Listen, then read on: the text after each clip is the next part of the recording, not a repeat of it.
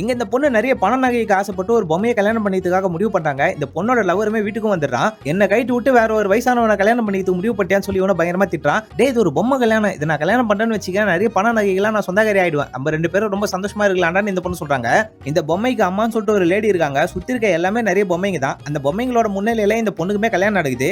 கல்யாணமான மறு நிமிஷமே இந்த பொண்ணு கிட்ட கஜானா சாவியும் கொடுக்குறாங்க. என் பையனை நல்லா பாத்துக்கன்னு சொல்லிட்டு அந்த கேள்வியுமே வீட்டை விட்டு கிளம்பிடுறாங்க. லாக்கர்ல இருக்கிற பண நகையை பார்த்ததுமே இந்த பொண்ணு செம்ம சந்தோஷமாயிட்டாங்க. இந்த பொண்ணோட லவரை அந்த பேய் எப்பயோ கொண்டு வருது. இந்த பொண்ணுக்கு ஃபர்ஸ்ட் நைட்டும் ரெடி பண்ணி வச்சிருப்பாங்க. இந்த பொம்மையை தூண்டி போட்டு சாலியை உட்கார வச்சு ரொம்ப இடுப்பு வலிக்குதுன்னு சொல்லிட்டு இவங்க படுகிறாங்க. மறுநாள் காலையில இந்த பொம்மை இவங்க பக்கத்துல பத்து நிறுத்தி இவங்க இடுப்புல யாரோ தைலம் தேய்ச்ச மாதிரி இருக்கு.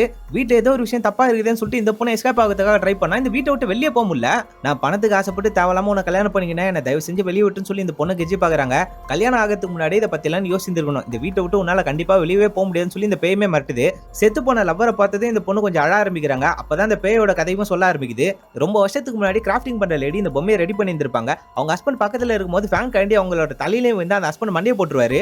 இந்த பொண்ணு பிளாக் மேஜிக் பண்ணி அவங்க ஹஸ்பண்ட் உயிரை மறுபடியும் வர வச்சுலாம் சொல்லி தான் ட்ரை பண்ணுவாங்க. டக்குன்னு பார்த்தா இது உள்ள ஒரு பேய் புந்துருது. நீ என் புருஷன் கிடையாது, நீ ஒரு பேய், என்ன வெளியே விட்டுன்னு சொல்லி இந்த பொண்ணை எவ்வளவு கதறி பார்ப்பாங்க. ஆனா இவங்களை வெளியே விடாது. அப்படியே பல வருஷம் ஆயிடுச்சு. இந்த பொண்ணே ஆயவா மாறிடுவாங்க. எனக்கு ரொம்ப வயசாயிடுச்சு, நீ வேற ஒரு புது பொண்ணா பார்த்து கல்யாணம் பண்ணிக்கணும்னு சொல்லிட்டு தான் ஒரு போட்டோவையும் காட்டுறாங்க.